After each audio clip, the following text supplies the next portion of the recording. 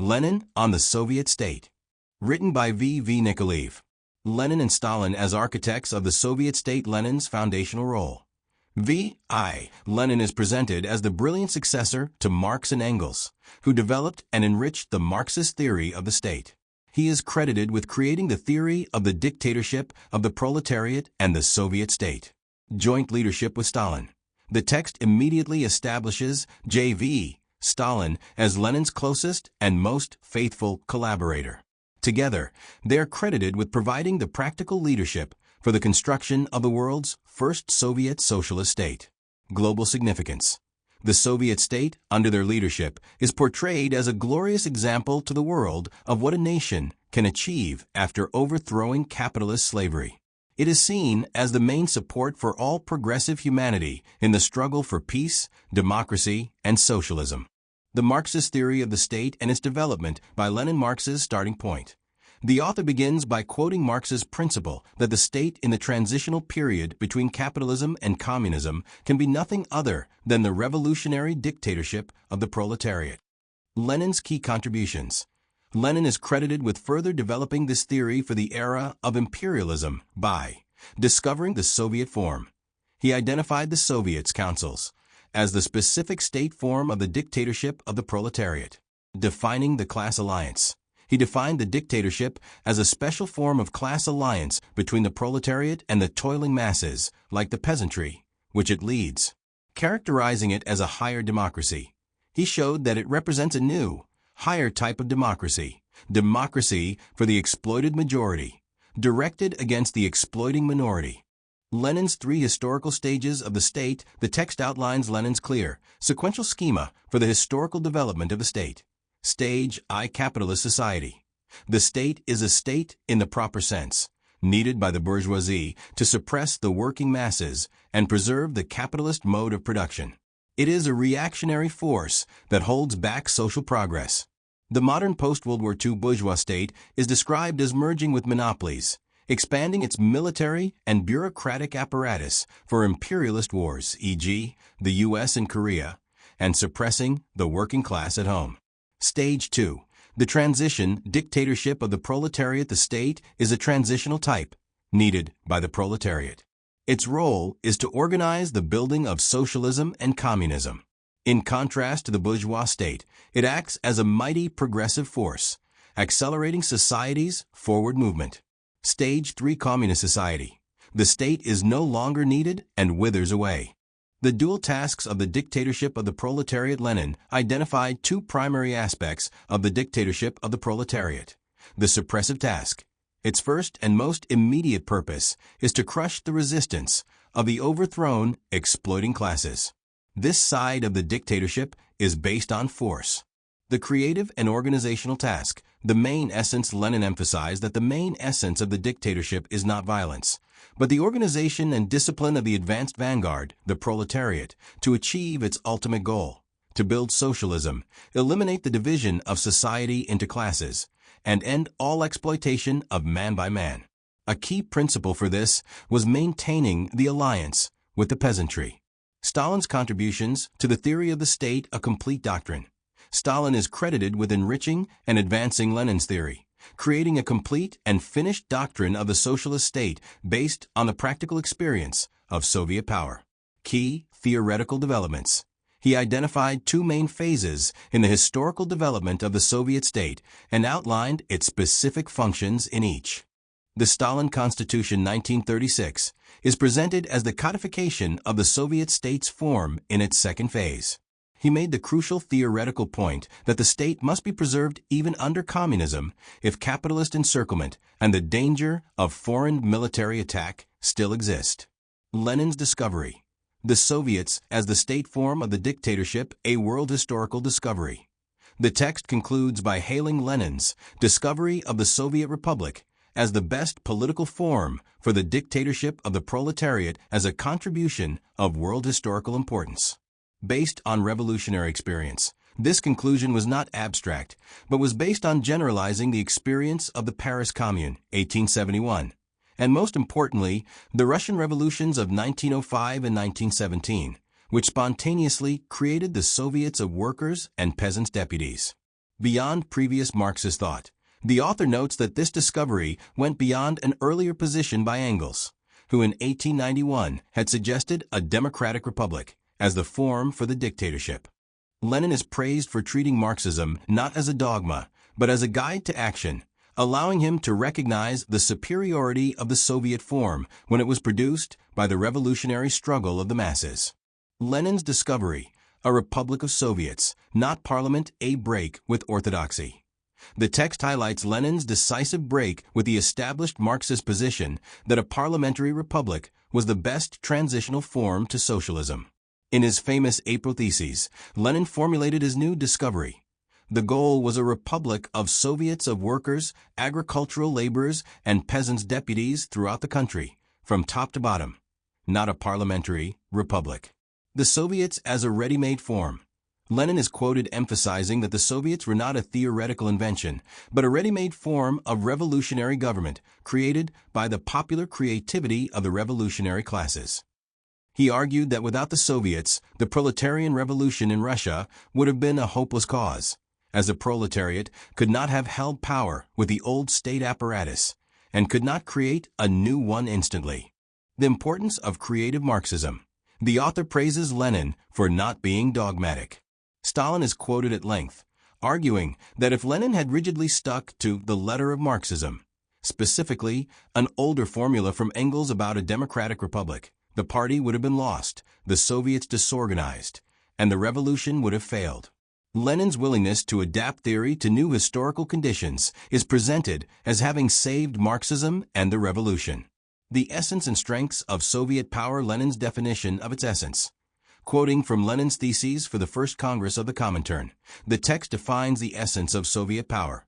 Its sole and permanent foundation is the mass organization of the very classes that were oppressed under capitalism, workers and semi-proletarians. These masses, who were systematically excluded from political life even in bourgeois democracies, are drawn into constant, decisive participation in the administration of the state. Stalin's analysis of its strengths. The text cites Stalin's work on the foundations of Leninism to list 4 key strengths of the Soviets. They are the most all-embracing mass organizations of the proletariat. They are the only organizations that unite all the oppressed workers, peasant soldiers, allowing the proletariat to easily lead the revolutionary struggle. They are the most powerful organs of revolutionary struggle, capable of breaking the power of finance capital. They are the most democratic and authoritative organizations, maximizing mass participation in government and unleashing their revolutionary energy. The evolution and strengthening of the Soviet state, an expanded social base. Over 30 years, the Soviet state evolved. After the liquidation of capitalist elements, its social base was expanded and strengthened. Society now consisted of 2 friendly classes, workers and peasants, whose interests were unified, alongside a new socialist intelligentsia. Moral and political unity. This process created a strong moral and political unity of the Soviet people. Increased mass participation.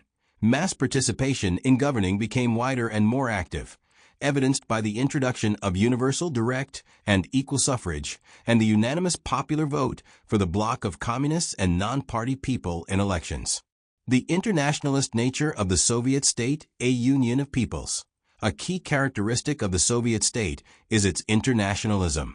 By eliminating national oppression and basing itself on the friendship of peoples, it unites the working masses of all nationalities into a single state union. Founding principles. This was enshrined in foundational documents like the Declaration of the Rights of the Peoples of Russia, signed by Lenin and Stalin, which established the Soviet Republic as a free union of free nations, as a federation of Soviet national republics. The USSR as an example. The creation of a USSR is presented as the brilliant confirmation of these Leninist-Stalinist principles of voluntary and equal union. The Stalin Constitution is praised for guaranteeing national equality, the sovereignty of each republic, including the right to secede, and a bicameral Supreme Soviet to protect the interests of all nationalities. Contrast with bourgeois cosmopolitanism. This model of national friendship is contrasted with the vile bourgeois cosmopolitanism promoted by American imperialists, which is portrayed as a cover for destroying the national sovereignty of other countries. The ultimate proof, victory in the Great Patriotic War, the supreme test. The Great Patriotic War, World War II, is described as the ultimate test for the Soviet state created by Lenin and Stalin. Invincible vitality. The Soviet state and social system endured all trials and demonstrated their invincible vitality. A model for a multinational state. The text concludes with a quote from Stalin, stating that the war proved the Soviet state system to be a model for a multinational state, and a system where the national question and the problem of cooperation between nations are solved better than in any other multinational state. The mechanism of the dictatorship of the proletariat, the core formula. The text begins by explaining Lenin's concept of how the dictatorship of the proletariat functions. The core formula is, the dictatorship is exercised by the proletariat organized into Soviets, which is led by the Communist Party of Bolsheviks. The leading role of the party. Lenin and Stalin are credited with establishing the principle that the Communist Party is the main guiding and directing force within the dictatorship. The party is described as the organized vanguard of the working class, its highest form of organization, and a powerful tool for winning, strengthening, and expanding the dictatorship. Its strength lies in its unity and iron discipline. Transmission belts to the masses. The party does not rule in isolation. It is connected to the broader population through a system of mass organizations that act as transmission belts. The party exercises its leadership through the Soviets, which unite the broad working masses. It relies directly on the trade unions to connect with the industrial working class. The Komsomol Young Communist League plays a vital role in educating the youth in the spirit of socialism. Cooperatives are identified as the path to socialism for the millions of peasants. Stalin's generalization.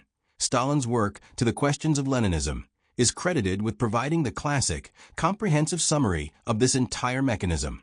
The party as the directing force and the various mass organizations as its transmission belts. The struggle against bureaucracy. Lenin's concern. Lenin paid enormous attention to improving the state apparatus, making it more efficient and cheaper, and fighting against all forms of bureaucratic distortion. He called the struggle against bureaucracy absolutely necessary, and as complex as the struggle against the petty bourgeois element. The modern source of bureaucracy. The text argues that while the economic roots of bureaucracy that existed in Lenin's time have been eliminated, the source of bureaucracy that still exists is the vestiges of capitalism in people's consciousness. The primary weapon. The party's main tool for combating these shortcomings is the widespread deployment of criticism and self-criticism.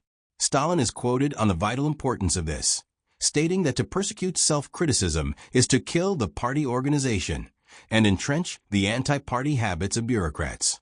Soviet democracy versus bourgeois democracy. Critique of bourgeois democracy. Lenin is shown to have relentlessly exposed bourgeois democracy as a lie. Concepts like a democratic republic or popular elections are described as a veiled dictatorship of the bourgeoisie. It is a democracy for the rich, full of falsehood and hypocrisy. Soviet democracy as a higher type. In contrast, Soviet democracy is presented as a new, higher type of democracy. It is, for the majority, a state that is democratic in a new way for the working class and all laboring people. Dictatorial for the minority. A state that is dictatorial in a new way for the bourgeoisie. Making democracy real. The fundamental difference is that Soviet democracy makes the benefits of freedom and democracy actually accessible to the poor, the workers, and the peasants, whereas under capitalism, these rights are inaccessible to the vast majority of working people in practice. The evolution and culmination of Soviet democracy, a developing process. Lenin foresaw that socialist democracy would develop over time. Initially, under conditions of fierce class struggle, it was restricted to the working masses, with the bourgeoisie excluded. The industrial proletariat was given a leading, privileged role, as codified in the 1918 and 1924 constitutions. The goal, full democracy. However, Lenin always viewed these limitations as temporary and stated that the party's task was the development of democracy to its conclusion. The Stalin Constitution as fulfillment. This prediction, made by Lenin before the October Revolution, is said to have become a reality 19 years later with the Stalin Constitution, 1936. It is hailed as the only consistently democratic constitution in the world because, in a society without antagonistic classes, it is a democracy for all. Contemporary relevance. The author applies Lenin's critiques directly to the post-World War II era, branding so-called Western democracy as a sham. American democracy is described as freedom for Wall Street to deceive the public with anti-Soviet war propaganda. Actions like the Taft-Hartley Act and the persecution of communists are presented as evidence that the imperialist bourgeoisie is resorting to open fascist methods to maintain its rule. The gigantic creative role of the socialist state, a unique historical task. The text begins by highlighting Lenin's teachings on the immense creative and constructive role of the socialist state. Unlike a bourgeois revolution, which inherits ready-made capitalist economic forms, a proletarian revolution does not receive ready-made socialist relations. The organizational challenge. Therefore, the Soviet state was faced with a gigantic organizational task to transform the entire state economic mechanism into a single great machine, a centrally planned organism guided by a single plan for hundreds of millions of people. This task of construction, rather than just destruction, is presented as a core function of the proletarian dictatorship. Economic construction as the main policy shift from war to peace. Lenin is quoted as shifting the party's center of gravity after the Civil War. The primary task moved from destroying the old bourgeois order to the task of construction. The Goel-Rowe Plan, economic construction, became the main policy. This was epitomized by the Goel-Rowe Plan for the electrification of Russia, which Lenin called the Second Party Program. Communism is Soviet power plus electrification.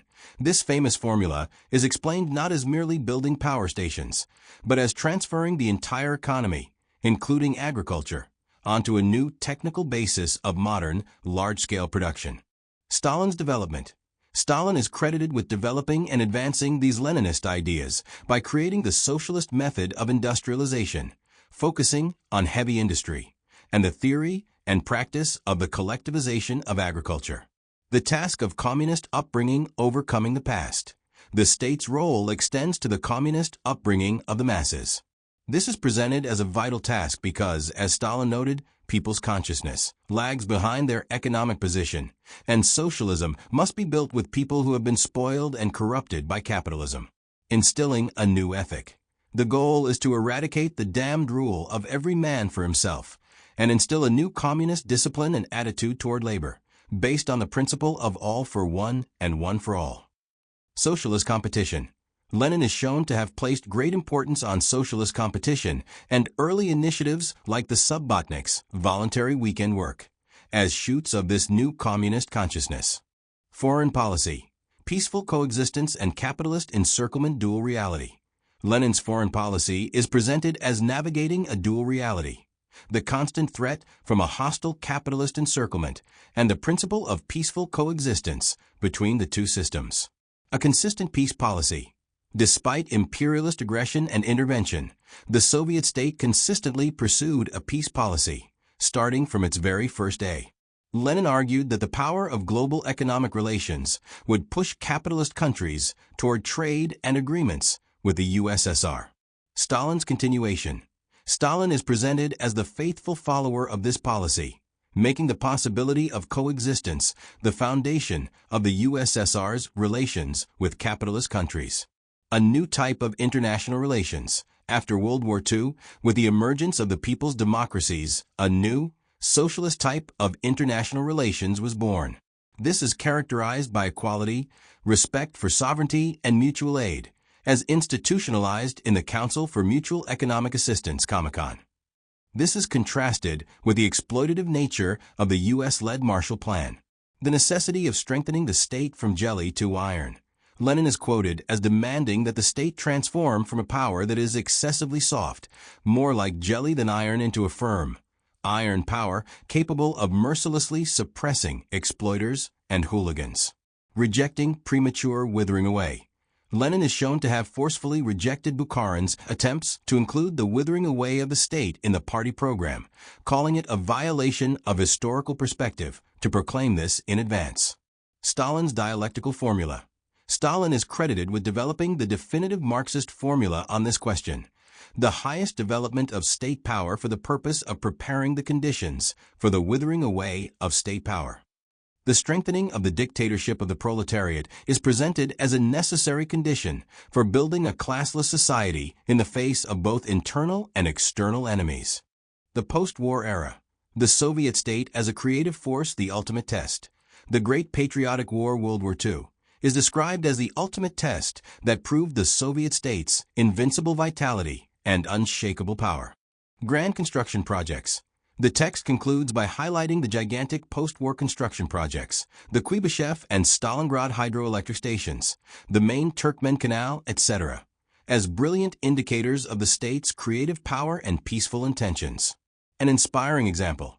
The successes of the USSR in building communism are presented as a powerful, inspiring example to the peoples of all countries, demonstrating what can be achieved under the Leninist-Stalinist model of a socialist state.